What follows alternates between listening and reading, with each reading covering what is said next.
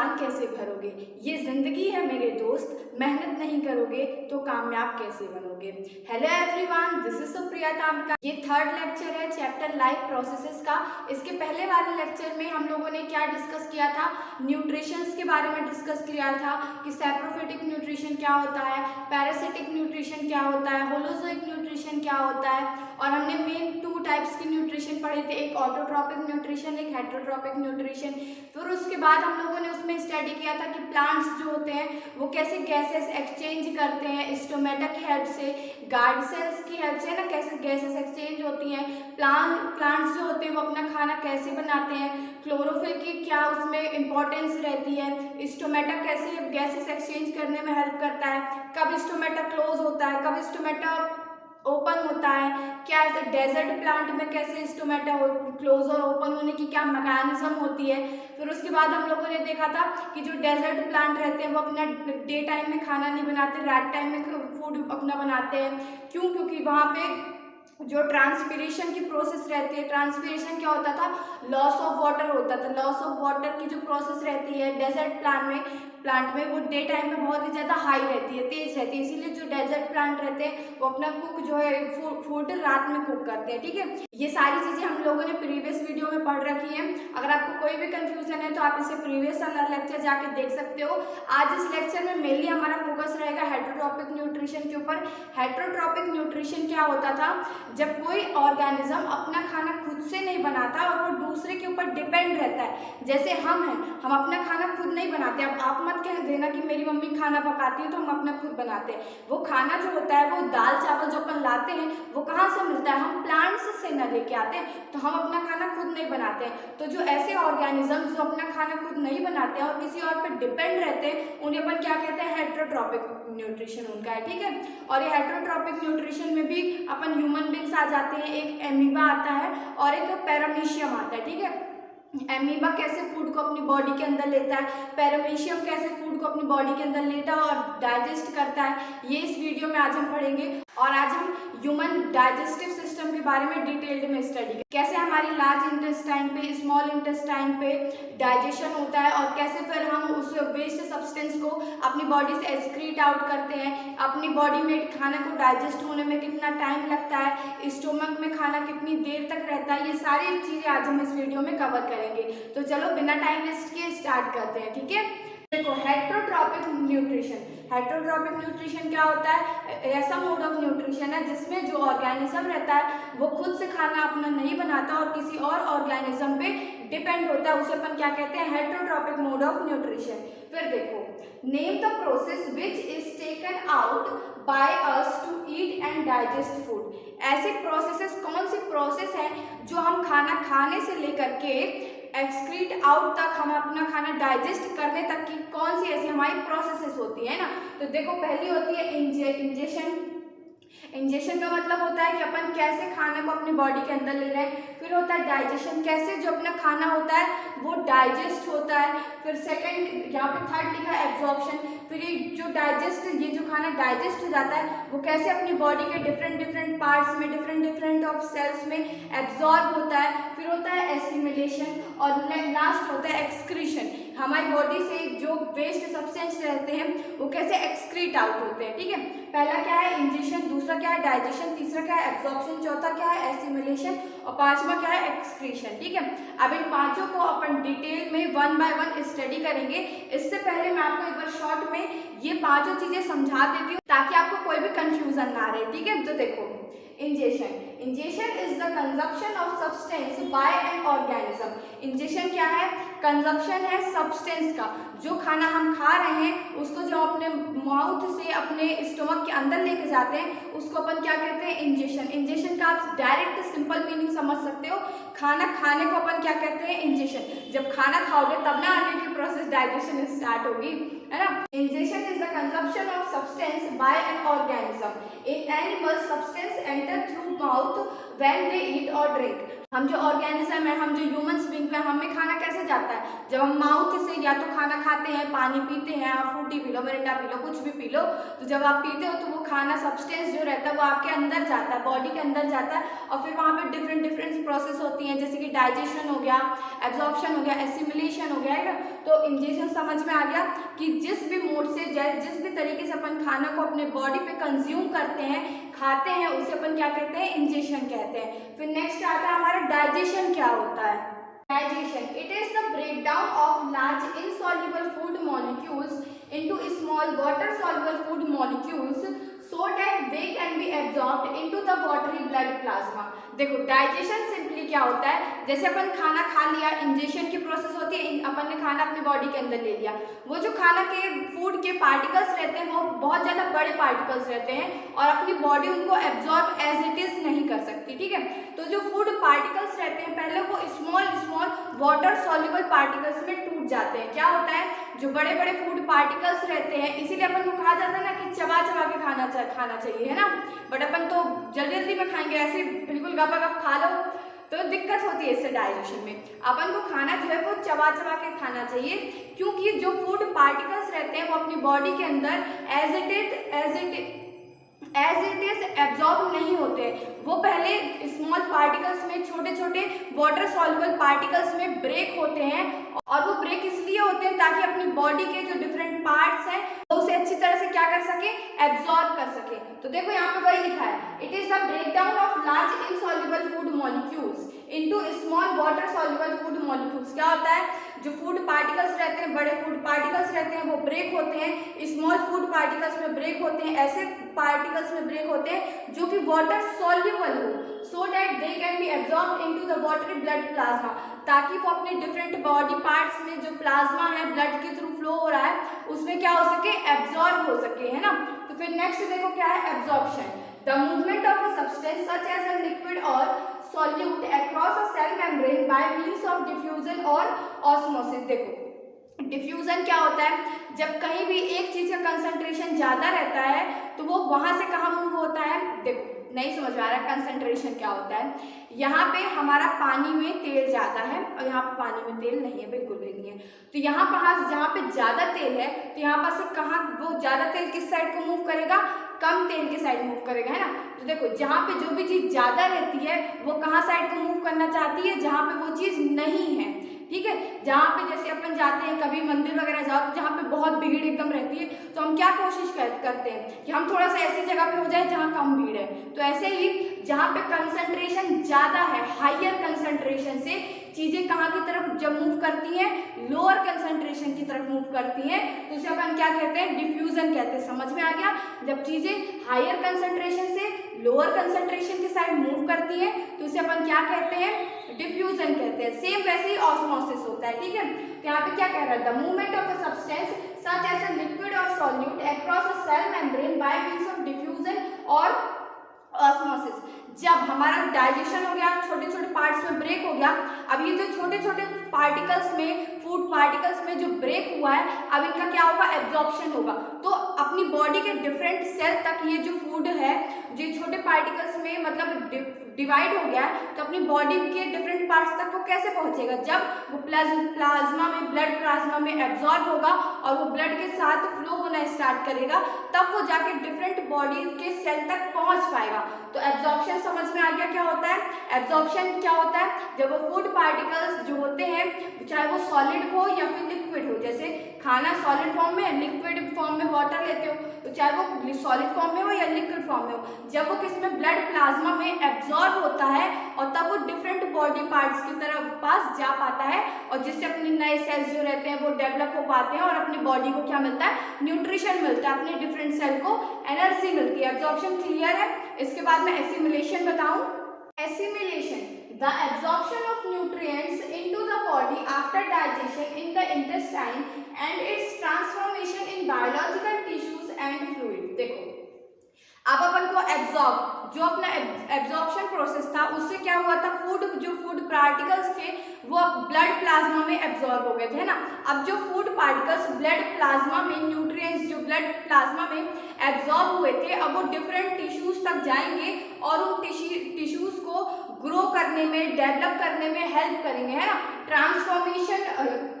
Transformation in biological tissues and fluid, नए नए tissues के बनने में, और जो टिश्यूज जहाँ पे जैसे अपने लग जाता है, कोई भी प्रॉब्लम आ जाती है, तो उन टिश्यूज को रिपेयर करने में वो हेल्प करते हैं, उसी को अपन क्या कहते हैं, एसिमिलेशन कहते हैं। फिर नेक्स्ट देखो excretion, the process of discharging waste material from the blood, tissue और ऑर्गन्स।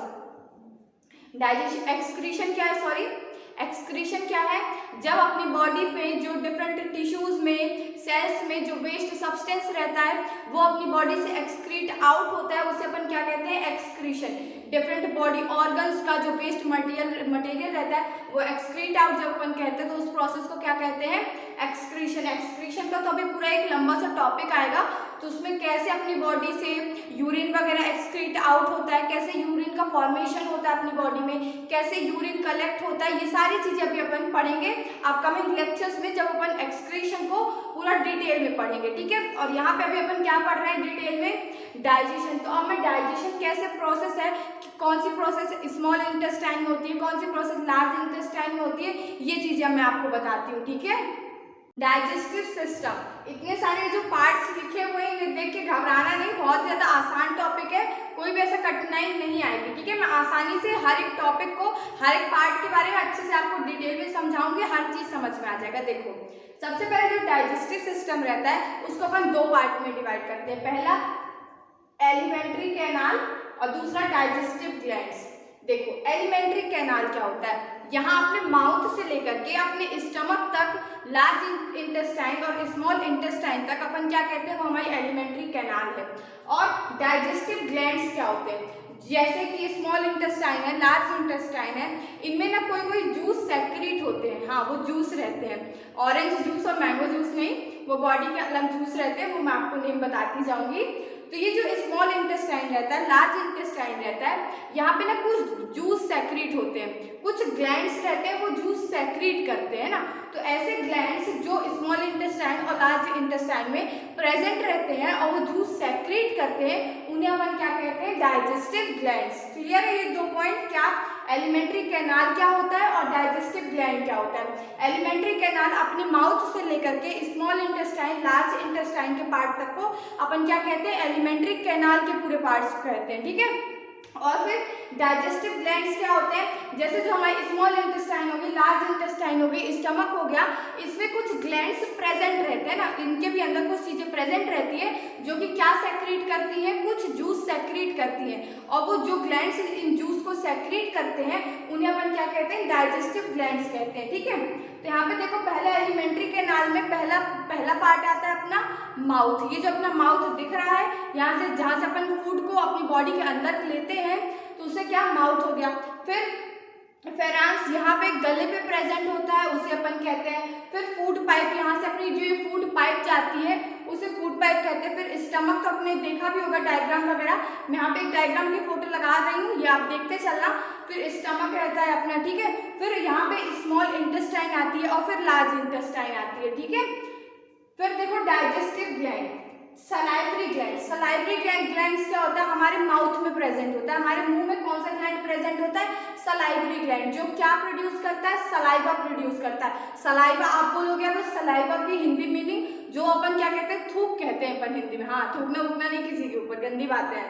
तो सलाइवरी ग्लैंड्स कहाँ प्रेजेंट रहता है, हमारे माउथ में प्रेजेंट रहता है, और वो क्या सेक्रेट करता है, सलाइवा, थूक को प्रोड्यूस करता है। क्या, सलाइवरी ग्लैंड हमारे सलाइवा को प्रोड्यूस करता है, ठीक है। फिर देखो गैस्ट्रिक ग्लैंड्स इन स्टमक, जो गैस्ट्रिक ग्लैंड हमारे कहाँ प्रेजेंट रहता है, स्टमक में, और गैस्ट्रिक ग्लैंड कौन सा जूस सेक्रेट करता है, गैस्ट्रिक जूस वो सेक्रेट करता है, ठीक है।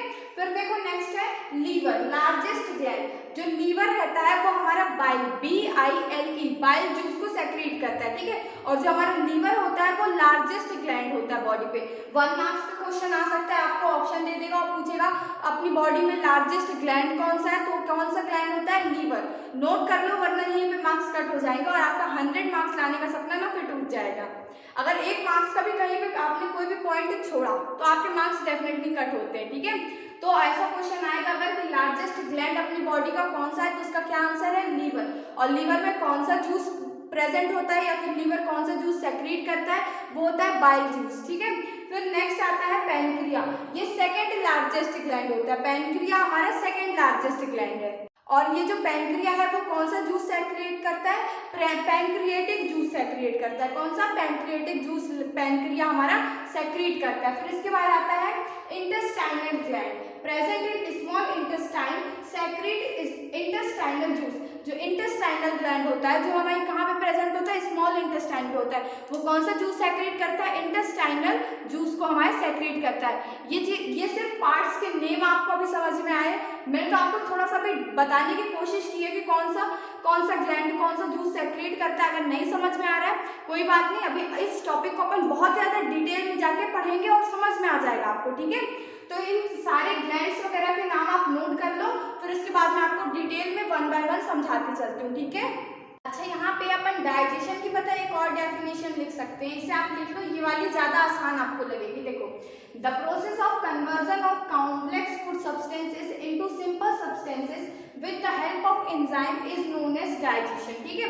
क्या है, the process of conversion of complex food substances into simpler form with the help of enzyme is called digestion. देखो, जब कोई कॉम्प्लेक्स फूड मतलब बड़े बड़े फूड पार्टिकल्स रहते हैं, जब उसको अपन छोटे फूड पार्टिकल्स में तोड़ देते हैं, किसकी मदद से, एंजाइम्स की मदद से, तो उसे भी अपन क्या कहते हैं, डाइजेशन कहते हैं। अब आपके दिमाग में क्वेश्चन राइज होगा कि ये जो आपने एंजाइम वर्ड यूज किया है, कहाँ गया, ये नहीं है, ये एंजाइम वर्ड यूज किया है, इसका क्या मतलब है। देखो, what are enzymes, enzymes are biological catalyst mainly helps in digestion of food.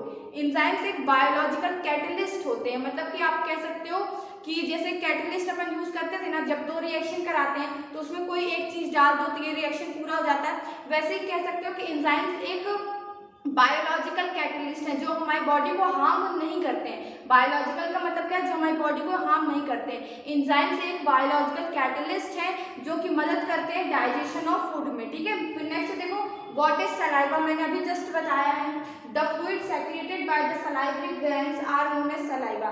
Saliva क्या है, the fluid secreted by the salivary glands which are present in our mouth is known as saliva. Clear है ये। Digestion in mouth, mouth को अपन buccal cavity भी कहते हैं, BUCALCAVITY, ठीक है। डाइजेशन इन माउथ, माउथ को अपन बकल कैविटी भी कहते हैं। देखो, अब अपने माउथ में क्या क्या प्रेजेंट होता है, हाँ, ऐसे अपना मुंह खोलो और देखो क्या क्या दिख रहा है। सबसे पहले टीथ दिखेंगे, दांत दिखेंगे, फिर टंग दिखेगी और सलाइवरी ग्लैंड भी होता है अपने यहाँ, ठीक है। अपने में क्या क्या होता है, अपने माउथ में टीथ होता है, टंग होती है, सलाइवरी ग्लैंड होता है। नेक्स्ट देखो, in buccal cavity teeth, tongue and salivary gland help in digestion of food. जो अपन कह सकते हैं अपने मुंह में, अपने माउथ में जो भी प्रोसेस होती है, क्या प्रोसेस होती है, जो अपन खाना खाते हैं उसको छोटे पार्टिकल्स में ब्रेक करते हैं ना अपने टीथ, तो जो अपने बकल कैविटी में क्या क्या होता है, टीथ होती है, टंग होती है, सलाइवरी ग्लैंड होते हैं, वो भी डाइजेशन ऑफ फूड में हेल्प करता है।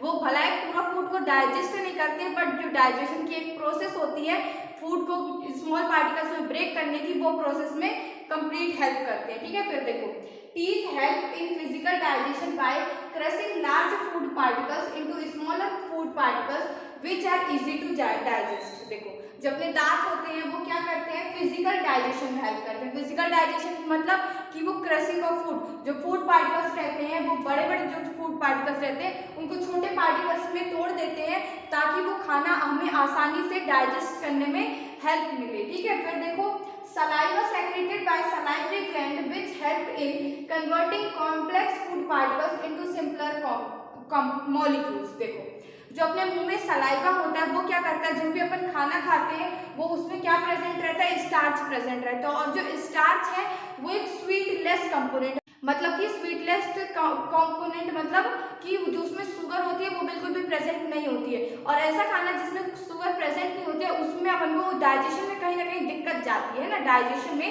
कहीं ना कहीं दिक्कत जाती है ऐसे फूड को डाइजेस्ट करने में। तो जो अपना सलाइवा होता है वो क्या करता है, जो अपन खाना खाते हैं वो जो क्या है, स्वीटलेस है जिसमें स्टार्च है, तो जब वो सलाइवा से मिक्स होता है तो एक शुगर कंपोनेंट में चेंज हो जाता है। और इसीलिए सलाइवा अपने क्या कह सकते हैं कि एक तरह से डाइजेशन प्रोसेस में हेल्प करता है। क्या होता है, जो भी अपन खाना खाते हैं उसमें स्टार्च रहता है, वो किससे मिक्स होता है, सलाइवा से मिक्स होता है, और वो शुगर का एक कंपोनेंट बनाता है जिसे अपन आसानी से डाइजेस्ट कर पाते हैं, ठीक है। अब हम देखते हैं डाइजेशन इन फूड पाइप, ठीक है। वैसे तो यहाँ पे फूड पाइप पे कोई भी डाइजेशन नहीं होता है, सिर्फ जो अपने माउथ पे जो कॉम्प्लेक्स पार्टिकल्स रहते हैं वो जो सिंपल पार्टिकल्स में चेंज हो जाते हैं वही वो फूड पाइप से डायरेक्ट हमारे स्टमक तक पहुंचते हैं। ठीक है, तो फूड पाइप क्या करता है, सिर्फ वो ट्रांसफर करने में हेल्प करता है फूड को, और उसके अलावा कोई भी प्रोसेस, कोई भी डाइजेशन हमारे फूड पाइप में नहीं होता है। ठीक है, ये बात तो पहले क्लियर हुई ना। तो देखो, no digestion of food takes place in this part of the alimentary canal. Alimentary canal का जो पार्ट होता है फूड पाइप, वहां पे कोई भी डाइजेशन नहीं होता है। ठीक है, देखो, it helps in transforming of food from buccal cavity to stomach. Food pipe क्या करता है, बगल कैविटी हमारे माउथ में जो भी फूड रहता है उसको सिर्फ ट्रांसफर करता है कहाँ तक, स्टमक तक। ठीक है, in our alimentary canal rhythmic contraction takes place known as paracellular movement. This movement help in pushing food in forward direction. अपनी एलिमेंट्री कैनाल जो होती है, वो फूड पाइप जो होती है, उसमें क्या एक रिथमिक कॉन्ट्रैक्शन हो रहा है, कॉन्ट्रैक्शन और रिलैक्शन होता है। जो हमारी फूड पाइप होती है वो कंटिन्यूसली कॉन्ट्रैक्ट और रिलैक्स हो रही होती है, जिसकी वजह से जो हम फूड होता है वो आगे बढ़ता है ना, ट्रांसफर होता है, आगे आगे ट्रांसफर हो जाता है, और इसी मूवमेंट को अपन क्या कहते हैं, पैरासिलिक मूवमेंट अपन कहते हैं। क्लियर है, यहाँ पे एक ऐसा क्वेश्चन भी आ सकता है, name the movement which helps in movement of food in alimentary canal. वो मूवमेंट को बताओ जो अपने फूड को, जब अपना फूड मूव करता है किसमें, एलिमेंट्री कैनाल में, तो ऐसा कौन सा मूवमेंट है जो हेल्प करता है, तो क्या है आंसर, पैरासिलिक मूवमेंट। क्लियर है, ये चीज समझ में आ गया। आप इसे चाहो तो डाइजेशन इन फूड पाइप को नोट कर लो, फिर अपन डाइजेशन इन स्टमक पढ़ते हैं। इसके बाद नोट कर लिया सब लोगों ने, मैं आगे बताऊं। डाइजेशन इन स्टमक, देखो, in stomach digestion takes place with the help of gastric juice secreted by the gastric gland present in the wall of stomach. जो हमारा स्टमक होता है वहां पे डाइजेशन किसकी मदद से होता है, गैस्ट्रिक जूस की वजह से होता है। मैंने पहले भी बताया था ना कि स्टमक में क्या प्रेजेंट होता है, गैस्ट्रिक ग्लैंड पर प्रेजेंट होता है। ठीक है, और ये जो गैस्ट्रिक ग्लैंड रहता है वो क्या सेक्रेट करता है, गैस्ट्रिक जूस सेक्रेट करता है। ठीक है, तो अपन क्या कह सकते हैं कि जो स्टमक होता है उसमें डाइजेशन किसकी मदद से होता है, गैस्ट्रिक जूस की मदद से होता है, और ये गैस्ट्रिक जूस को कौन सेक्रेट करता है, हमारे गैस्ट्रिक ग्लैंड सेक्रेट करते हैं। अब देखो, गैस्ट्रिक जूस कंटेन, अब गैस्ट्रिक जूस में भी तीन चीजें होती हैं, पहला पेप्सिन, दूसरा म्यूकस और तीसरा हाइड्रोक्लोरिक एसिड। मैंने क्या बताया, गैस्ट्रिक जूस को कौन सेक्रेट करता है, गैस्ट्रिक ग्लैंड सेक्रेट करते हैं, और वो गैस्ट्रिक ग्लैंड कहाँ प्रेजेंट होते हैं, स्टमक में प्रेजेंट होते हैं। ठीक है, gastric juice contain enzymes like pepsin, एक पेप्सिन एंजाइम होता है, गैस्ट्रिक जूस में क्या होता है, पेप्सिन प्रेजेंट होता है, म्यूकस प्रेजेंट होता है, और हाइड्रोक्लोरिक एसिड HCl जिसे अपन बोलते हैं वो भी प्रेजेंट होता है। क्या क्या प्रेजेंट होता है गैस्ट्रिक जूस में, पहला पेप्सिन, दूसरा म्यूकस, तीसरा क्या है, जल्दी से बताओ, हाइड्रोक्लोरिक एसिड। अब इन तीनों के बारे में बताती हूँ कि ये पेप्सिन का, म्यूकस का और हाइड्रोक्लोरिक एसिड का क्या हमारे मुंह में फंक्शन होता है। ठीक है, फर्स्ट है हमारा पेप्सिन। देखो, pepsin help in carrying out the digestion of protein. जो भी अपन खाना खाते हैं उसमें प्रोटीन वगैरह रहता है ना, प्रोटीन रहता है, विटामिन रहता है, तो जब ना प्रोटीन रहता है उसका डाइजेशन करने में कौन मदद करता है, पेप्सिन। पेप्सिन क्या है, एक एंजाइम है जो कि किस में हेल्प करता है, प्रोटीन के डाइजेशन में। Pepsin helps in carrying out the digestion of protein. ठीक है, अब सेकंड क्या था, mucus. Mucus protect the inner wall of stomach from harmful effect of HCl। जैसे मैंने अभी बताया कि जो गैस्ट्रिक जूस रहता है, जो हमारे गैस्ट्रिक ग्लैंड से सेक्रेट होता है, वो क्या क्या कंटेन करता है, पहला पेप्सिन है, दूसरा म्यूकस है, और थर्ड क्या है, हाइड्रोक्लोरिक एसिड। आपके दिमाग में ये क्वेश्चन अराइज होना चाहिए कि हम हमेशा से केमिस्ट्री में पढ़ते आ रहे हैं कि जो हाइड्रोक्लोरिक एसिड रहता है वो एक स्ट्रॉन्ग एसिड है ना, जो हाइड्रोक्लोरिक एसिड है वो एक स्ट्रॉन्ग एसिड है। तो अगर अपनी बॉडी में ये हाइड्रोक्लोरिक एसिड रहेगा, इतना ज़्यादा स्ट्रॉन्ग एसिड रहेगा, तो हमारी बॉडी के जो पार्ट्स हैं उसको कोई हार्मफुल नहीं होगा क्या, ऐसा आपके दिमाग में क्वेश्चन अराइज होना चाहिए। तो देखो, पेप्सिन तो क्या करता है, डाइजेशन ऑफ प्रोटीन करता है, लेकिन जो म्यूकस रहता है वो हमारे इनर पार्ट को, स्टमक में हमारे पेप्सिन भी प्रेजेंट रहता है, म्यूकस भी प्रेजेंट रहता है, और हाइड्रोक्लोरिक भी एसिड प्रेजेंट रहता है। ठीक है, तो जो म्यूकस रहता है हमारे स्टमक के इनर पार्ट को प्रोटेक्ट करता है किससे, हार्मफुल इफेक्ट ऑफ HCl से। Mucus protect the inner wall of stomach from the harmful effect of HCl। फिर नेक्स्ट हमारा है HCl। It provides acidic medium for the working of the enzyme pepsin। जो हमारा pepsin है वो किस में यूज होता है? देखो पेप्सिन जो है वो डाइजेशन ऑफ प्रोटीन का डाइजेशन करता है, ठीक है, डाइजेशन ऑफ प्रोटीन में हेल्प करता है। लेकिन ये पेप्सिन वर्क कब करता है? जब हमारे स्टमक में एसिडिक मीडियम हो, ठीक है। पेप्सिन कब वर्क करता है? जब हमारे स्टमक में एसिडिक मीडियम हो। और ये एसिडिक मीडियम हमें कौन प्रोवाइड करता है? Hydrochloric acid. हमारे स्टमक में जब हाइड्रोक्लोरिक एसिड रहता है, हमारे स्टमक में एसिडिक मीडियम रहता है, तभी पेप्सिन जो है वो प्रॉपरली वर्क कर पाता है, ठीक है। HCl का फर्स्ट यूज क्या है? It provide acidic medium for the working of enzyme pepsin. फिर सेकंड है it kills harmful bacteria germs enter in stomach with food. देखो जब अपन खाना खाते हैं तो अपने स्टमक में काफी सारे ऐसे बैक्टीरिया जर्म्स एंटर कर जाते हैं जो कि हमारी बॉडी को हार्मफुल पहुंचा सकते हैं, हमारी बॉडी को हार्म पहुंचा सकते हैं। लेकिन फिर ये जो बैक्टीरिया रहते हैं उनसे मारने में, किल करने में कौन हेल्प करता है?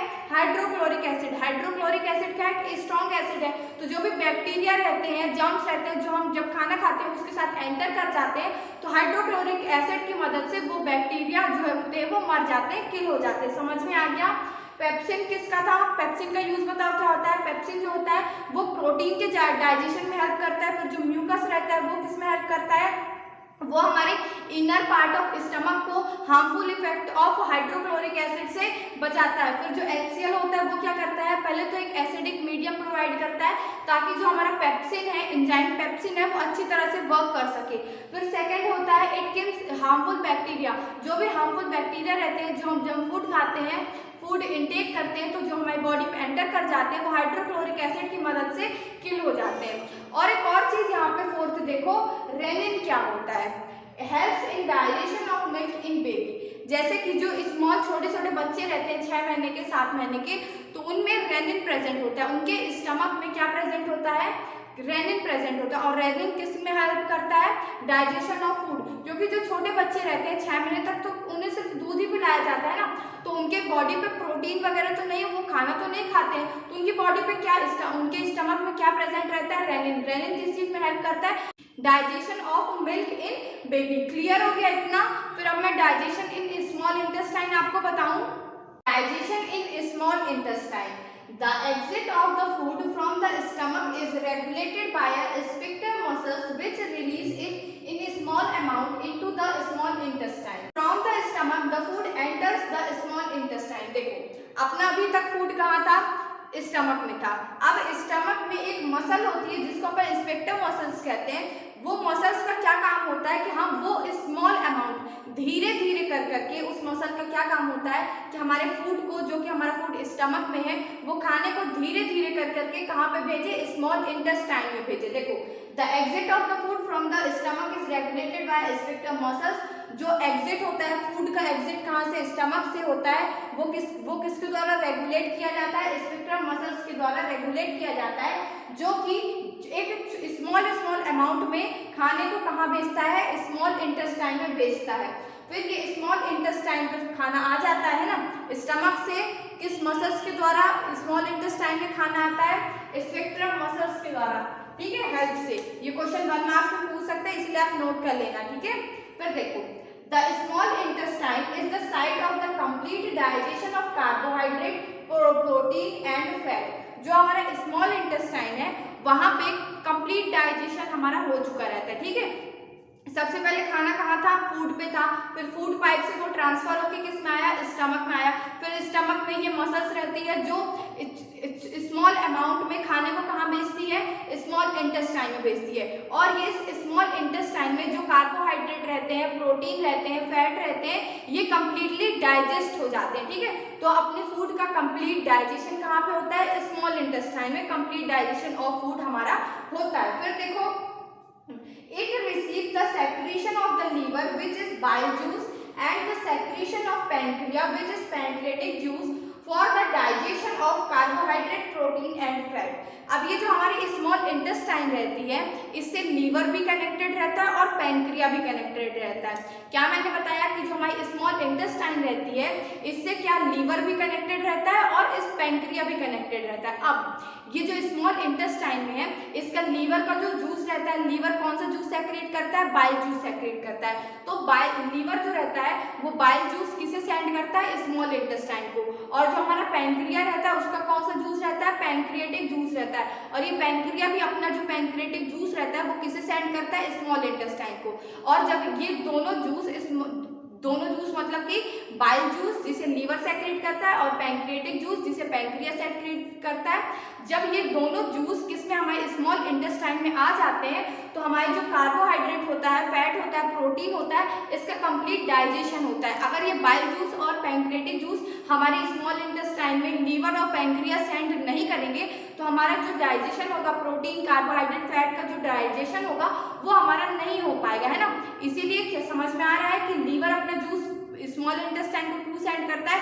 ताकि हमारा कार्बोहाइड्रेट का, प्रोटीन का, फैट का जो डाइजेशन है वो कंप्लीट तरीके से हो सके। क्लियर हो गया ये पॉइंट? एक बार और बता दूं, the small intestine is the site of complete digestion of carbohydrate, protein and fat. जो हमारी स्मॉल इंटेस्टाइन होती है उसमें जो कार्बोहाइड्रेट, प्रोटीन और फैट रहता है उसका कंप्लीट डाइजेशन होता है, ठीक है। तो हम क्या कह सकते हैं कि स्मॉल इंटेस्टाइन में हमारे फूड का कंप्लीट डाइजेशन हो जाता है। फिर देखो, it receive the secretion of the liver which is bile juice and secretion of pancreas which is pancreatic juice for the digestion of carbohydrate, protein and fat. जो हमारा लीवर रहता है उसका कौन सा जूस रहता है? बाइल जूस रहता है। और जो हमारा पैंक्रिया रहता है उसका कौन सा जूस रहता है? पैंक्रियाटिक जूस रहता है। तो जब ये दोनों जूस हमारे कहाँ पे आते हैं? स्मॉल इंटेस्टाइन पे आते हैं, तब जाके हमारा कार्बोहाइड्रेट, प्रोटीन और जो फैट रहता है वो उसका कंप्लीट डाइजेशन हो पाता है। क्लियर है ये दोनों पॉइंट? इसके बाद नेक्स्ट पॉइंट बताऊं। अच्छा, आपने एक चीज ध्यान में दिया कि जो हमारे स्टमक पे जो फूड था वो किस मीडियम में था? एसिडिक मीडियम में था। लेकिन हमारा जो ये होता है पैंक्रियाटिक जूस होता है वो कब एक्ट करता है? जब हमारा स्मॉल इंटेस्टाइन पे कौन सी मीडियम रहती है? बेसिक मीडियम रहती है, मतलब कि एल्कलाइन मीडियम रहती है। देखो, the food coming from the stomach is acidic and has to made alkaline for the pancreatic enzyme to act. जो हमारा फूड आता है कहाँ से? स्टमक से जो हमारा फूड आता है वो कौन सी मीडियम पे रहता है? एसिडिक रहता है। वो फूड क्या रहता है? एसिडिक रहता है, क्योंकि स्टमक पे HCl हाइड्रोक्लोरिक एसिड प्रेजेंट रहता है। लेकिन तो इस फूड को हमें क्या बेसिक मीडियम प्रोवाइड करनी रहती है। एसिडिक मीडियम से फूड कहाँ पे आ रहा है? कहाँ पे आ रहा है? जल्दी से बताओ। स्मॉल इंटेस्टाइन पे आ रहा है। और स्मॉल इंटेस्टाइन पे हमें बेसिक मीडियम की जरूरत पड़ती है। क्यों? क्योंकि जो पैंक्रियाटिक जूस हमारा रहता है वो किस मीडियम पे एक्ट करता है? बेसिक मीडियम पे, एल्कलाइन मीडियम पे। और वहां पे जो हमारा क्या होता था? पेप्सिन होता था, वो किस मीडियम पे एक्ट करता था? एसिडिक मीडियम पे। लेकिन यहाँ जो हमारा पैंक्रियाटिक जूस होता है ये बेसिक मीडियम पे एक्ट करता है। तो हमें स्मॉल इंटेस्टाइन पे कौन सी मीडियम प्रोवाइड करानी पड़ेगी? Basic medium. और स्टमक पे कौन सी मीडियम रहती थी? एसिडिक मीडियम, जो कि किसके प्रेजेंट से होती थी? हाइड्रोक्लोरिक एसिड की प्रेजेंट से होती थी। अब देखो, bile juice secreted by liver help in the conversion of fat. Fat are present in intestine in the form of large globules which make it difficult for the enzyme to act on them. Bile juice break down into smaller globules, increasing the efficiency of enzyme action. आप बोलोगे कुछ भी समझ नहीं आया, मैं समझाती हूँ। देखो, जो बाइल जूस रहता है वो किसके द्वारा सेक्रेट किया जाता है? लीवर की मदद से। और ये जो हमारा बाइल जूस रहता है वो किसमें हेल्प करता है? किसमें हेल्प करता है? Conversion of fat. Bile juice किसके द्वारा सेक्रेट किया जाता है? बाइल जूस को कौन सेक्रेट करता है? लीवर सेक्रेट करता है। और बाइल जूस हेल्प किसमें करता है? कन्वर्जन ऑफ फैट में। जो हमारा फैट रहता है वो एक बड़े बड़े ग्लोब्यूल्स समझ नहीं आ रहे, बड़े बड़े पार्टिकल्स मान सकते हो। जो फैट रहता है वो बड़े बड़े पार्टिकल्स में प्रेजेंट रहता है। और जो हमारा ये बाइल जूस रहता है या फिर हमारे डिफरेंट जूसेस रहते हैं वो बड़े बड़े ग्लोब्यूल्स में एक्ट नहीं कर पाते हैं ना, छोटी छोटी चीजों में काम जल्दी कर पाते हैं। यही लिखा हुआ है ना यहाँ पे, fat are present in intestine in the form of large globules. Fat जो हमारे स्मॉल इंटेस्टाइन में रहते हैं, जो खाने से आते हैं, कहाँ से आता है? स्टमक से। तो जो फैट रहता है खाने पे स्मॉल इंटेस्टाइन पे वो किसके फॉर्म में होता है? लार्ज ग्लोब्यूल्स के फॉर्म में होता है, जिसकी वजह से ये जो एंजाइम होते हैं इनके लिए बहुत ज्यादा डिफिकल्ट हो जाता है उन फैट्स पे एक्ट कर पाना। ठीक है, bile juice break down into smaller globules increasing the efficiency of enzymes action. अब देखो, ये जो बाइल जूस रहता है वो क्या करता है? ये जो बड़े बड़े लार्ज ग्लोब्यूल्स है किसके, फैट्स के, इनको छोटे छोटे ग्लोब्यूल्स में तोड़ देता है, ठीक है। बाइल जूस क्या करता है, लार्ज फैट के ग्लोब्यूल्स को किसमें चेंज कर देता है, स्मॉल ग्लोब्यूल्स ऑफ फैट में चेंज कर देता है। समझ में आ गया, बाइल जूस क्या करता है, जो लार्ज ग्लोब्यूल्स रहते हैं किसके, फैट्स के, उसको किसमें चेंज कर देता है, स्मॉल ग्लोब्यूल्स ऑफ फैट में चेंज कर देता है, ताकि जो हमारे डिफरेंट जूसेस है वो उस पे एक्ट कर सके ना। फिर देखो, conversion of large globules to small globules of fat are called emulsification of fat। अगर आपसे क्वेश्चन पूछता है कि emulsification of fat क्या है तो आप क्या बताओगे, conversion of large globules of fat into small globules of fat is known as emulsification of fat। ये 3 पॉइंट समझ में आ गए आपको। मैं इसे इरेज करके दूसरे पॉइंट समझाऊं, आप इसे फटाफट से पहले नोट कर लो। नोट कर लिया आप लोगों ने। अब यहाँ पे नेक्स्ट पॉइंट देखो, the pancreas secrete pancreatic juice which contain enzyme like trypsin for digestion of protein and helps for breaking down emulsified fat। यहाँ पे अभी मैं क्या बता रही थी कि देखो, जो हमारा क्या होता है, लार्ज ग्लोब्यूल्स ऑफ फैट होते हैं वो स्मॉल ग्लोब्यूल्स ऑफ फैट में जब चेंज होते हैं तो अपन उसे क्या कहते हैं, इमल्सिफिकेशन ऑफ फैट कहते हैं। अब यहाँ पे देखो, जो पैंक्रिया होता है वो क्या सेक्रेट करता है, पैंक्रिएटिक जूस सेक्रेट करता है। और इस पैंक्रिएटिक जूस में क्या क्या होता है, हमारा एक ट्रिप्सिन होता है और एक लाइप्स होता है। ट्रिप्सिन किस में हेल्प करता है, डाइजेशन ऑफ प्रोटीन में हेल्प करता है, और जो लाइप्स होता है वो क्या करता है, break down of emulsified fat. अब ये जो इमल्सिफाइड फैट हो जाता है उसको और भी छोटे पार्ट्स में ब्रेक करता है, क्या, लाइप्स। लाइप्स जो होता है वो और भी ज्यादा इमल्सिफाइड फैट को छोटे छोटे चीजों में ब्रेक कर देता है। और जो हमारा ट्रिप्सिन होता है वो क्या करता है, प्रोटीन का डाइजेशन करता है। क्लियर हो रहा है। जो स्मॉल इंटेस्टाइन है उसमें क्या क्या होता है, पहले तो लीवर अपना जूस सेंड करता है। लीवर का जूस क्या होता है, बाइल जूस होता है। और पैंक्रिया का जूस क्या होता है, पैंक्रियाटिक जूस होता है। जो बाइल होता है वो किस में हेल्प करता है, small large globules of fat को स्मॉल ग्लोब्यूल्स ऑफ फैट में चेंज करता है। और जो बाइल जूस होता है वो क्या, एक बेसिक मीडियम प्रोवाइड करता है ताकि जो हमारा पैंक्रियाटिक जूस है वो एक्ट कर सके, वो अपना काम कर सके। क्यों, क्योंकि जो वहाँ का स्टमक से फूड आता रहता है वो एसिडिक रहता है, क्योंकि स्टमक में हाइड्रोक्लोरिक एसिड प्रेजेंट रहता है। लेकिन यहाँ जो फूड यहाँ जो मीडियम रहती है, स्मॉल इंटेस्टाइन में जो मीडियम रहती है उसे हमें क्या बनाना पड़ता है, बेसिक मीडियम बनानी पड़ती है, ताकि जो हमारा पैंक्रियाटिक जूस है वो एक्ट कर सके ना। और ये बेसिक मीडियम कौन प्रोवाइड करता है, बाइल जूस, जो कि किसका सेक्रेशन है, लीवर का। ठीक है, तो पैंक्रियाटिक जूस समझ में आ गया कि उसे बेसिक मीडियम की जरूरत रहती है। और इस पैंक्रियाटिक जूस में दो चीजें रहती है, पहला ट्रिप्सिन है और दूसरा लाइप्स है। ट्रिप्सिन क्या करता है, जो प्रोटीन रहते हैं उनका डाइजेशन करता है, और जो लाइप्स रहता है वो क्या करता है, जो इमल्सिफाइड फैट है उसको और भी ज्यादा छोटे पार्ट्स में ब्रेक कर देता है। ठीक है, फिर नेक्स्ट देखो, the wall of small intestine contain intestinal juice. जो मैंने भी पहले भी बताया था, जब मैं एलिमेंट्री कैनाल और ग्लैंड्स के बारे में मैंने 2 टेबल बना के लिखाया था, तो मैंने बताया था कि जो इंटेस्टाइन है उसका खुद का कौन सा जूस होता है, इंटेस्टाइनल जूस होता है। क्यों, क्योंकि देखो, बाइल जूस तो लीवर का सेक्रेशन होता है, पैंक्रियाटिक जूस तो पैंक्रिया का सेक्रेशन होता है, और जो इंटेस्टाइनल जूस होता है वो किसका सेक्रेशन होता है, स्मॉल इंटेस्टाइन का। The wall of small intestine contain intestinal juice.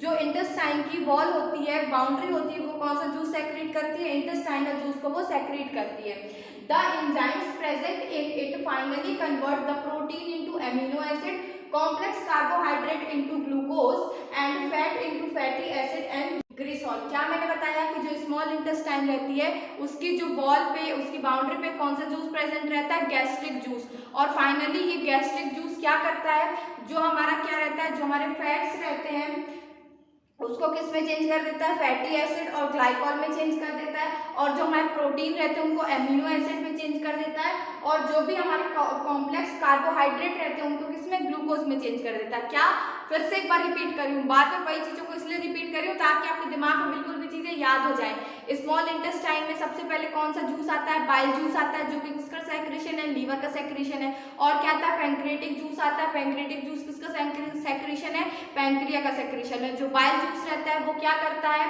एक बेसिक मीडियम प्रोवाइड करता है, और जो लार्ज ग्लोब्यूल्स रहते हैं फैट के उसको किस में चेंज कर देता है, स्मॉल ग्लोब्यूल्स ऑफ फैट में चेंज कर देता है। ठीक है, फिर उसके बाद देखते हैं पैंक्रिया। जो पैंक्रिया उसका सेक्रेशन पैंक्रियाटिक जूस है। ठीक है, और ये जो पैंक्रियाटिक जूस जो स्मॉल इंटेस्टाइन में आ जाता है, ये क्या कंटेन करता है, 2 चीजें कंटेन करता है, पहला है ट्रिप्सिन और दूसरा है लाइप्स। ट्रिप्सिन क्या करता है, प्रोटीन को क्या करता है, डाइजेस्ट करता है, और जो लाइप्स रहता है वो इमल्सिफाइड फैट को और भी ज्यादा स्मॉल पार्टिकल्स में क्या करता है, ब्रेक कर देता है, तोड़ देता है। फिर हमारा क्या आता है, इंटेस्टाइनल जूस। ये कहाँ प्रेजेंट होता है, स्मॉल इंटेस्टाइन की वॉल पे इंटेस्टाइनल जूस प्रेजेंट होता है। और ये इंटेस्टाइनल जूस का फाइनली क्या काम होता है कि जो हमारा वो है प्रोटीन है उसको किस में चेंज कर देता है, अमीनो एसिड में चेंज कर देता है। जो हमारे क्या रहते हैं, कॉम्प्लेक्स कार्बोहाइड्रेट रहते हैं, उनको किस में चेंज कर देता है, ग्लूकोज में। और जो हमारे क्या रहते हैं, फैटी एसिड रहते हैं, जो हमारा फैट रहता है उसको किस में चेंज कर देता है, फैटी एसिड में चेंज कर देता है और ग्लाइकॉल में चेंज कर देता है। क्लियर हो गया ये पॉइंट। फिर नेक्स्ट पॉइंट मैं बताऊं, इसे फटाफट से आप नोट कर लो। आई होप सब लोगों ने नोट कर लिया। फिर यहाँ पे नेक्स्ट पॉइंट देखो, the digested food is taken up by the walls of intestine. The inner lining of the small intestine has numerous finger-like projections called villi, which increases surface area for absorption. आप बोलोगे कुछ भी समझ नहीं आया, देखो मैंने क्या बताया, जो इंटेस्टाइनल जूस रहता है वो क्या करता है, प्रोटीन को किस में चेंज कर देता है, अमीनो एसिड में चेंज कर देता है। और जो फैट रहता है उसको किस में चेंज कर देता है, फैटी एसिड में और ग्लाइकॉल में चेंज कर देता है। ठीक है, अब ये जो अमीनो एसिड बन गया, ग्लाइकॉल बन गया, फैटी एसिड बन गया, अब इसको क्या करती है, जो हमारी स्मॉल इंटेस्टाइन की जो वॉल रहती है वो क्या करती है, एब्जॉर्ब करना स्टार्ट करती है। अब देखो खाना तो पूरी तरह से डाइजेस्ट हो चुका है ना, हमारी बॉडी में अमीनो एसिड, फैटी एसिड वगैरह जो बनना था वो बन चुका है। अब क्या करना है, हमारी different parts of the body में इस एब्जॉर्ब्ड फूड को या फिर इस डाइजेस्टेड फूड को पहुंचाना है। तो जो हमारी स्मॉल इंटेस्टाइन होती है वो क्या करती है, उसकी जो वॉल होती है उस पे ये खाना क्या होता है, एब्जॉर्ब होना स्टार्ट होता है। ठीक है, उससे जो न्यूट्रिएंट्स वगैरह रहते हैं वहां से एब्जॉर्ब होना स्टार्ट हो जाते हैं। ठीक, समझ में आया इतना पॉइंट। और ये जब एब्जॉर्ब होते हैं तो हमारी जो इंटेस्टाइन रहती है, क्या स्मॉल इंटेस्टाइन रहती है, उसमें क्या रहती है, विलाई रहती है। क्या रहती है, विलाई, VILLI। विलाई पता है, ये जैसे हमारी अगर ये बॉल है, ये मान लेते हैं कि हमारी स्मॉल इंटेस्टाइन की बॉल है, तो इस पे ऐसे ऐसे ये प्रोजेक्शंस रहते हैं, ऐसे ऐसे ये एकदम मुड़ा मुड़ा से ऐसे ऐसे करके रहता है, ये ऐसे ऐसे एकदम ये मुड़ा मुड़ा सा रहता है। तो यहाँ पे क्या होता है, ऐसे बॉल है अंदर साइड की, यहाँ पे फूड विद न्यूट्रिएंट्स जो है वो डाइजेस्टेड है।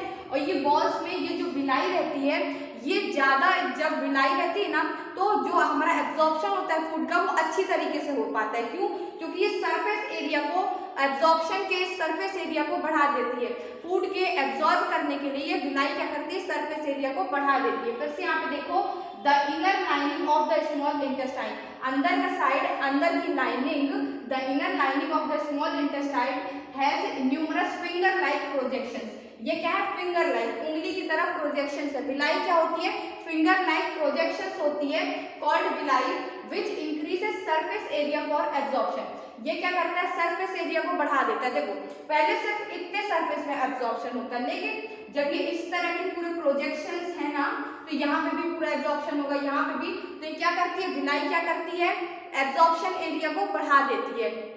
विलाई कहाँ पे प्रेजेंट होती है, स्मॉल इंटेस्टाइन की वॉल पे प्रेजेंट होती है। और उसका फंक्शन क्या होता है कि वो सरफेस एरिया को बढ़ा देती है, किसके लिए, एब्जॉर्प्शन के लिए सरफेस एरिया को बढ़ा देती है, ताकि जो हमारा एब्जॉर्प्शन है वो अच्छे से हो सके और जो पूरे न्यूट्रिएंट्स हैं, जो पूरा डाइजेस्टेड फूड है वो अच्छी तरह से एब्जॉर्ब कर सके, है ना। जो स्मॉल इंटेस्टाइन की वॉल है वो अच्छी तरह से एब्जॉर्ब कर सके और डिफरेंट बॉडी पार्ट्स में उसको सेंड कर सके, ट्रांसफर कर सके। फिर देखो, the villi are supplied by the blood vessels which the absorbed food to which each and every part of the body। देखो जो विलाई होती है वो क्या करती है, उस विलाई किससे सब कनेक्टेड होती है, यहाँ पे ब्लड वेसल्स होते हैं। फिर ठीक ना, ब्लड वेसल्स होंगे और भी हमारे ब्लड में जो ब्लड वेसल्स रहते हैं ना, तो विलाई किससे कनेक्टेड रहती है, ब्लड वेसल्स से। जब ये विलाई फूड को, न्यूट्रिएंट्स को एब्जॉर्ब कर लेती है, फिर ये ब्लड वेसल्स में एब्जॉर्ब फूड जाता है और वो ब्लड वेसल्स की मदद से हमारे different parts of the body में जो होता है एब्जॉर्ब फूड, जो होता है न्यूट्रिएंट्स होते हैं, वो पहुंच पाते हैं। समझ में आ गया क्या है, the digested food is taken up by the walls of intestine. The inner lining of the small intestine has numerous finger like projections called villi, which increases surface area for absorption. The villi are supplied by the blood vessels.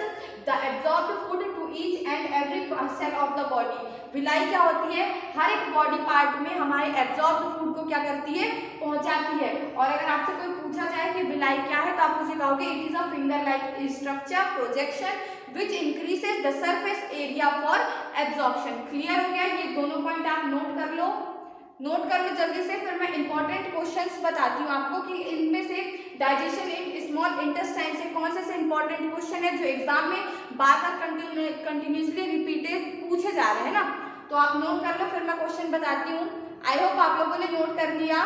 तो यहाँ पे question number first given है, what do you mean by villi. मैंने अभी just बताया था, the inner lining of the small intestine has numerous finger like projections are called villi. Villi क्या है, the inner lining of the small intestine which has finger like projections are called villi। clear है ये चीज। तो फिर next देखो, name the enzyme which is contained by pancreatic juice। कौन से ऐसे एंजाइम है जो पैंक्रियाटिक जूस में होती है, ट्रिप्सिन। और ट्रिप्सिन का क्या काम होता है, वो प्रोटीन के डाइजेशन में हेल्प करता है। क्या है, क्या करता है, helps in digestion of protein. ठीक है, फिर नेक्स्ट क्वेश्चन देखो, in which part of the alimentary canal complete digestion of food takes place.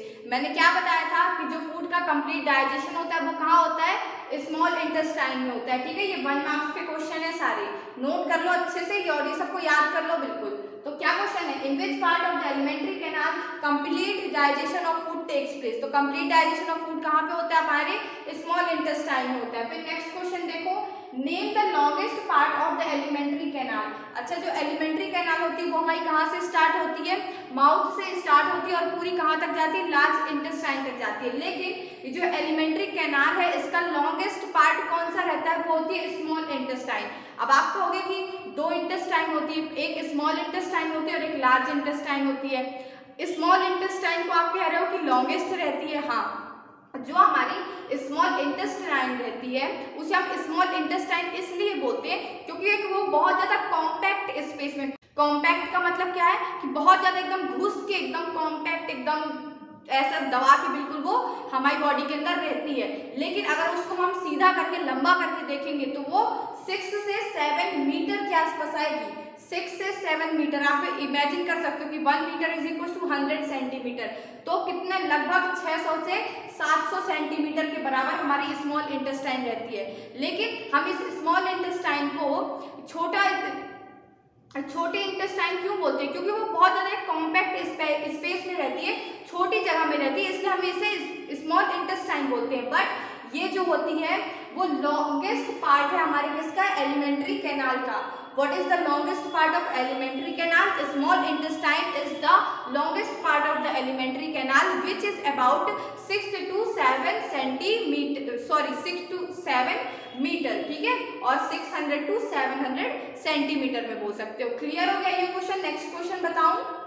Next question देखो, why small intestine is filled into a compact space। जो small intestine होती है वो एक छोटे स्पेस में क्यों रखी होती है, तो देखो small intestine is fitted into a compact space because of extensive coiling.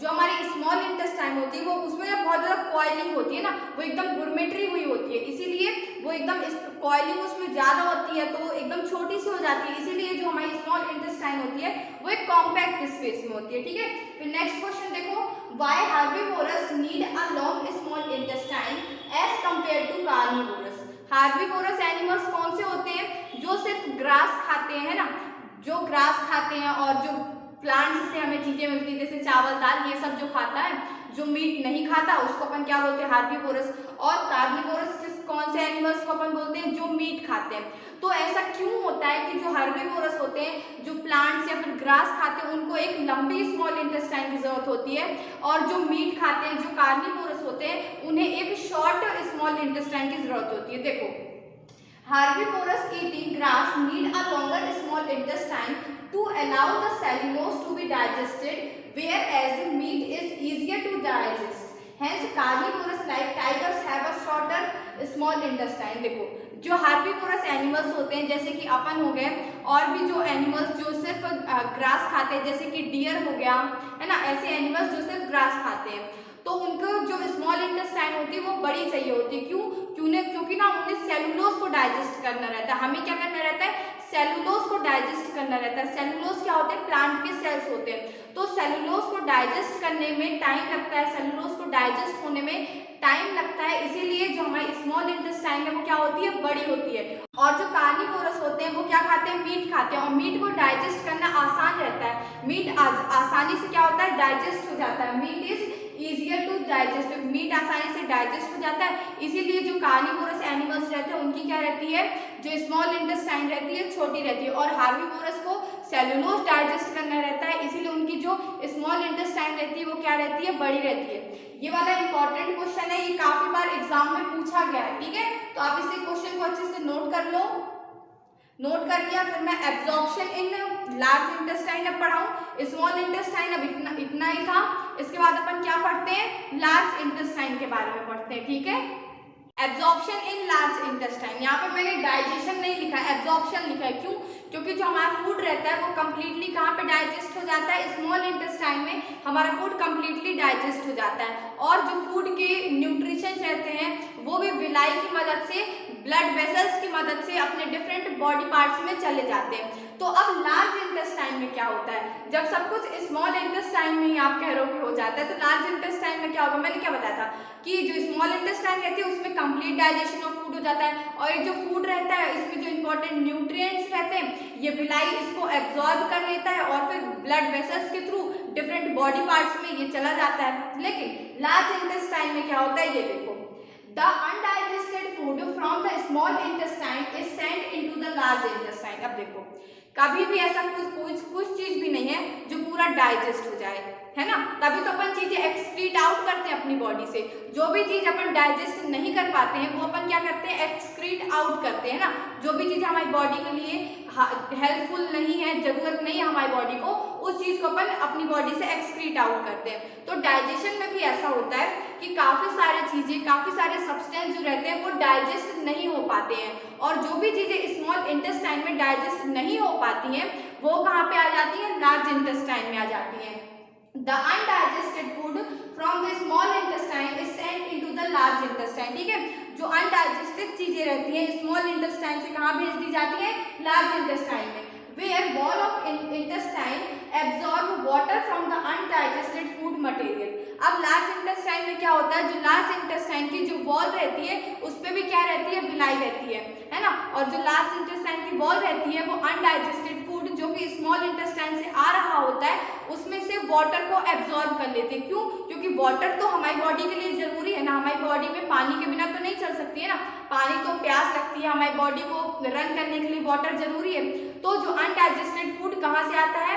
Small intestine से आता है। जो उसमें वाटर रहता है वो कहाँ पे एब्जॉर्ब हो जाता है? लार्ज इंटेस्टाइन पे। लार्ज इंटेस्टाइन पे क्या होता है? अनडाइजेस्टेड फूड से वाटर एब्जॉर्ब हो जाता है, ठीक है। वही चीज लिखी हुई ना, where walls of intestine absorb water from the undigested food material. Large intestine में क्या होता है? अनडाइजेस्टेड फूड मटेरियल से वाटर को एब्जॉर्ब कर लेती है क्या? विलाई। फिर नेक्स्ट देखो, the rest of the material is removed from the body through anus. The exit of the waste material is regulated by the anal sphincter, ठीक है। और जो बाकी चीजें बच जाती हैं, फिर भी देखो स्मॉल इंटेस्टाइन पे कुछ चीज डाइजेस्ट नहीं हुई थी, वो कहाँ पे आ गई? लार्ज इंटेस्टाइन पे आ गई। लार्ज इंटेस्टाइन पे क्या हुआ कि उसमें जो अनडाइजेस्टेड फूड मटेरियल में जो वाटर था वो लार्ज इंटेस्टाइन ने एब्जॉर्ब कर लिया। अब जो ये वेस्ट मटेरियल है हमारी बॉडी का, ये हम एक्सक्रीट आउट कर देते हैं, ठीक है। समझ में आ गया डाइजेशन का पूरा क्या प्रोसेस था? सबसे पहले हम खाना मुंह से लेते हैं, खाते हैं, फिर जो फूड पाइप में जाता है, फूड पाइप में कोई भी डाइजेशन नहीं होता है फूड का, ठीक है। फूड का डाइजेशन फूड पाइप में नहीं होता है। जो माउथ रहता है, बकल कैविटी रहती है, उसमें क्या रहता है? टीथ रहते हैं।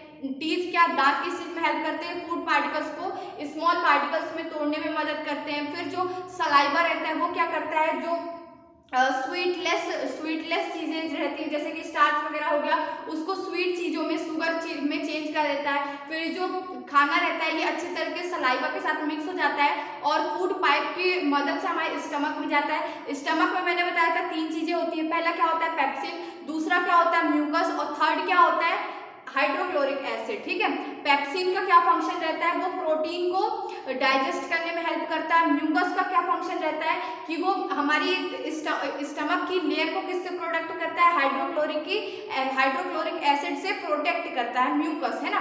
फिर नेक्स्ट हमारा क्या था, हाइड्रोक्लोरिक एसिड। हाइड्रोक्लोरिक एसिड एक एसिडिक मीडियम प्रोवाइड करता है, किसको, पेप्सिन को, क्योंकि जो हमारा पेप्सिन होता है वो एक एसिडिक मीडियम में ही वर्क करता है। फिर हाइड्रोक्लोरिक का एक और क्या फंक्शन था, ये जो हम खाना खाते हैं उससे जो बैक्टीरिया जर्म्स हमारी बॉडी में आ जाते हैं उनको भी हाइड्रोक्लोरिक एसिड क्या करता है, किल करता है। फिर एक और मैंने बताया था रिजिन होता है। रिजिन क्या होता है, एक बेबी में प्रेजेंट होता है। जो एक 6-7 महीने के बेबी रहते हैं वो सिर्फ मिल्क बस पीते हैं, तो रिजिन किस चीज में हेल्प करता है कि वो प्रोटीन नहीं, वो मिल्क को डाइजेस्ट करने में हेल्प करता है। फिर हमने क्या पढ़ा था कि ये स्टमक से जो खाना रहता है वो धीरे धीरे किस में जाता है, स्मॉल इंटेस्टाइन में। स्मॉल इंटेस्टाइन में कौन कौन से जूस होते हैं, बाइल जूस होता है, जो कि किसका सेक्रेशन है, लीवर का सेक्रेशन है। और स्मॉल इंटेस्टाइन में क्या होता है, पैंक्रियाटिक जूस होता है। पैंक्रियाटिक जूस किसका सेक्रेशन है, पैंक्रिया का सेक्रेशन है। जो बाइल जूस है वो क्या करता है, एक बेसिक मीडियम प्रोवाइड करता है। क्या करता है, बेसिक मीडियम प्रोवाइड करता है। क्यों बेसिक मीडियम, हमारी स्मॉल इंटेस्टाइन में बेसिक मीडियम की क्यों जरूरत रहती है, क्योंकि जो हमारा पैंक्रियाटिक जूस है वो एक बेसिक मीडियम में ही काम कर पाता है। लेकिन जो हमारा खाना जो हमारा खाना स्टमक से आ रहा होता है वो क्या होता है, एसिडिक होता है। यहाँ पे हमारा बाइल जूस होता है जो एक बेसिक मीडियम प्रोवाइड करता है, किसको, स्टमक से आ रहा खाना जो होता है वो एसिडिक होता है, उसे वो एक बेसिक मीडियम प्रोवाइड करता है ताकि जो हमारा पैंक्रियाटिक जूस है वो एक्ट कर सके।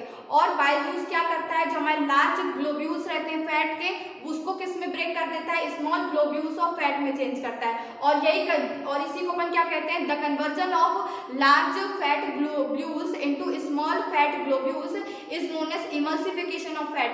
तो अपन क्या कह सकते हैं कि जो बाइल जूस रहता है वो इमल्सिफिकेशन ऑफ फैट में हेल्प करता है। फिर क्या होता है, पैंक्रियाटिक जूस होता है। पैंक्रियाटिक जूस में भी हमारी क्या चीजें होती हैं, 2 चीजें होती है, पहला ट्रिप्सिन और दूसरा लेप्सिन। जो ट्रिप्सिन होता है वो क्या हेल्प करता है, प्रोटीन के डाइजेशन में हेल्प करता है। ठीक है, समझ में आ रहा है ना, समझ में आ रहा है ना, सबको आ रहा है ना समझ में। फिर जो स्मॉल इंटेस्टाइन रहती है उसमें क्या होता है, हमारा पूरा खाना क्या होता है, डाइजेस्ट हो जाता है। स्मॉल इंटेस्टाइन में ही हमारा कंप्लीट डाइजेशन जो होता है वो हो चुका रहता है। फिर इस फूड में जो डाइजेस्टेड फूड है इसमें क्या रहता है, न्यूट्रिएंट्स रहते हैं। और ये न्यूट्रिएंट्स को कौन एब्जॉर्ब कर लेता है, विलाई। विलाई क्या होती है, the inner lining of the small intestine which has a finger like projection, है ना। और ये विलाई क्या, इसका फंक्शन क्या है कि ये फूड को एब्जॉर्ब कर लेती है।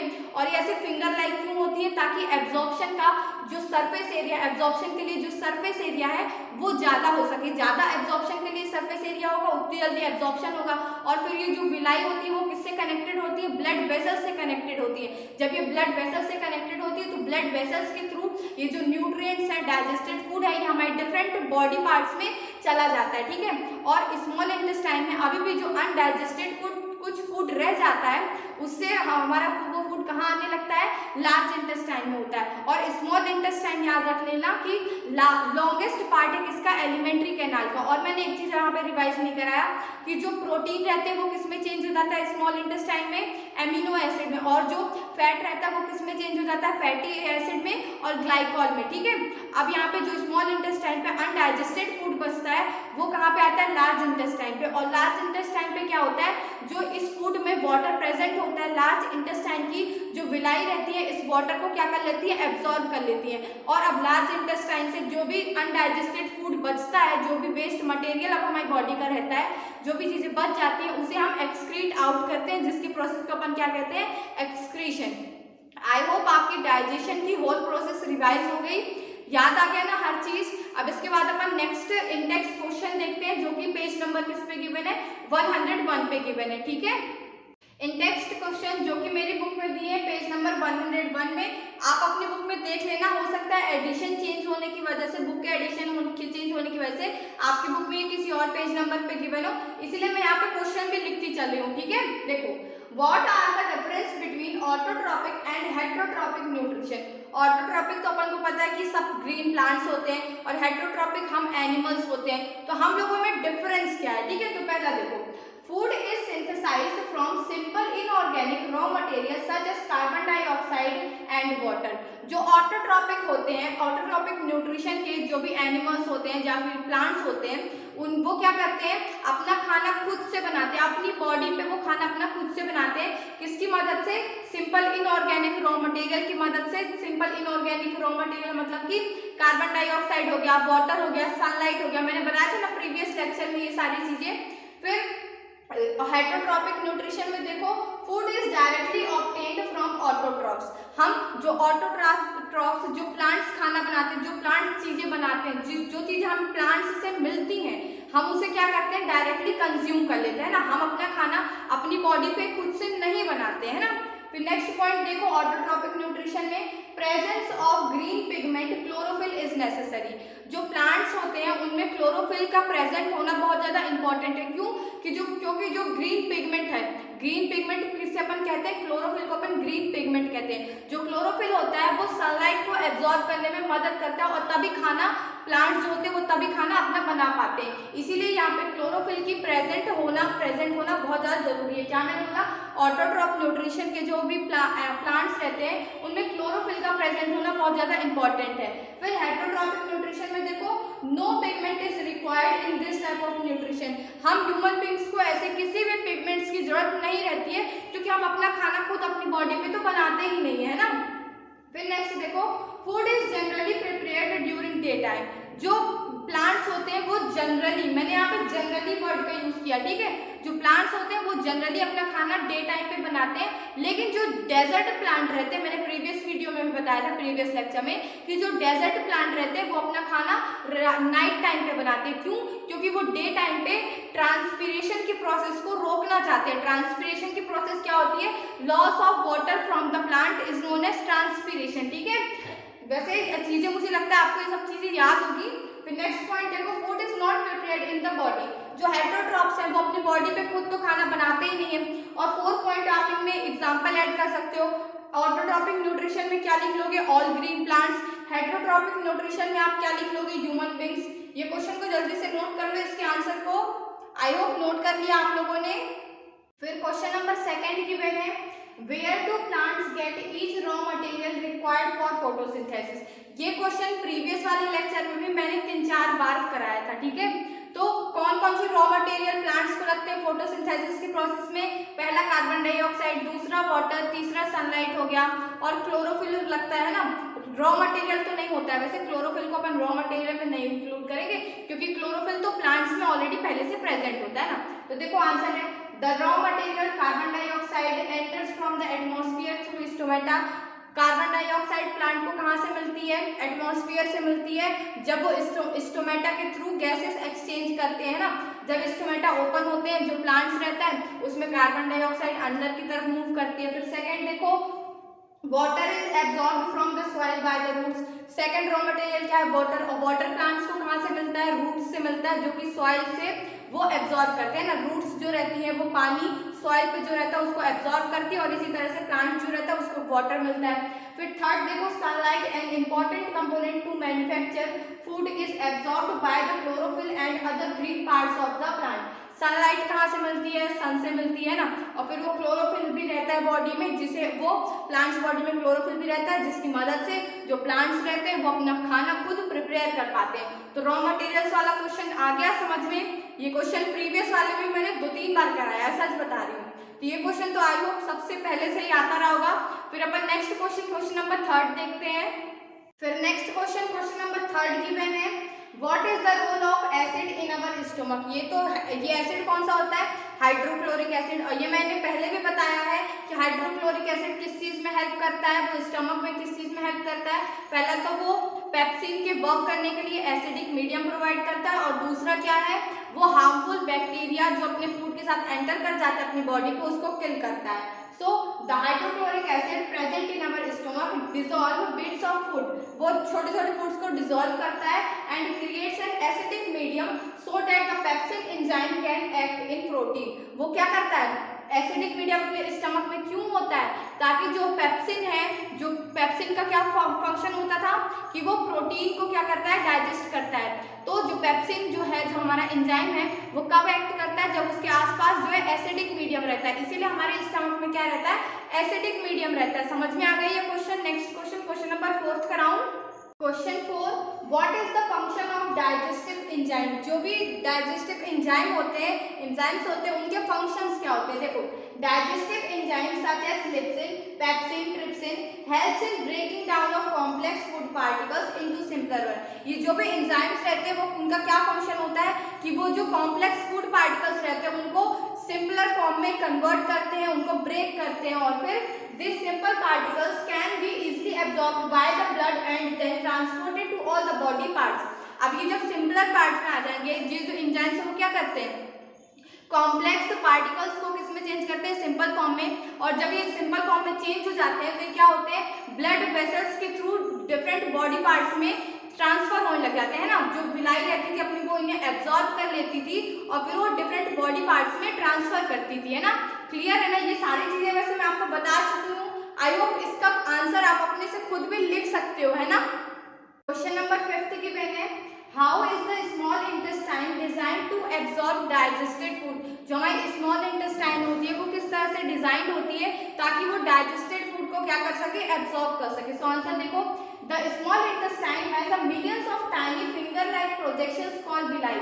मैंने क्या बताया था कि जो स्मॉल इंटेस्टाइन की जो वॉल होती है उसमें कैसे फिंगर लाइक प्रोजेक्शंस होते हैं, जिसे अपन क्या कहते हैं, विलाई कहते हैं। This villi increases the surface area for more efficient food absorption. और जो विलाई होती है, इनका क्या फंक्शन होता है कि ये फूड के एब्जॉर्प्शन के लिए सरफेस एरिया को इंक्रीज कर देती है ताकि जो फूड का एब्जॉर्प्शन है वो जल्दी से हो सके। फिर देखो, within these villi many blood vessels are present that absorb the digested food and carry it to the blood stream।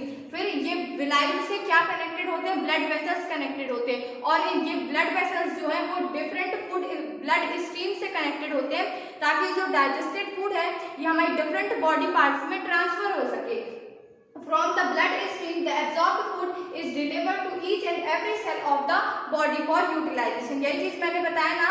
So I hope आपको ये डाइजेशन अपनी बॉडी में कैसे होता है, कैसे क्या कितने सारे स्टेप्स होते हैं, स्मॉल इंटेस्टाइन में डाइजेशन कैसे होता है, लार्ज इंटेस्टाइन में क्या होता है, ये सारी चीजें आपको मेरे साथ क्लियर हो गई होंगी। मैंने यहाँ पे हर एक टॉपिक को अच्छे से डिस्क्राइब करके बताने की आपको कोशिश की है। हर एक टॉपिक को आसान तरीके से मस्ती के साथ मैंने आपको पढ़ाने की कोशिश की है। तो अगर आपको मेरे साथ पढ़ाई करने में अच्छा लगा हो, मजा आया हो, तो इस वीडियो को लाइक करो, मेरे चैनल सुप्रिया ताम्रका को सब्सक्राइब करो and do share this video with your friends. Thank you so much, all the best.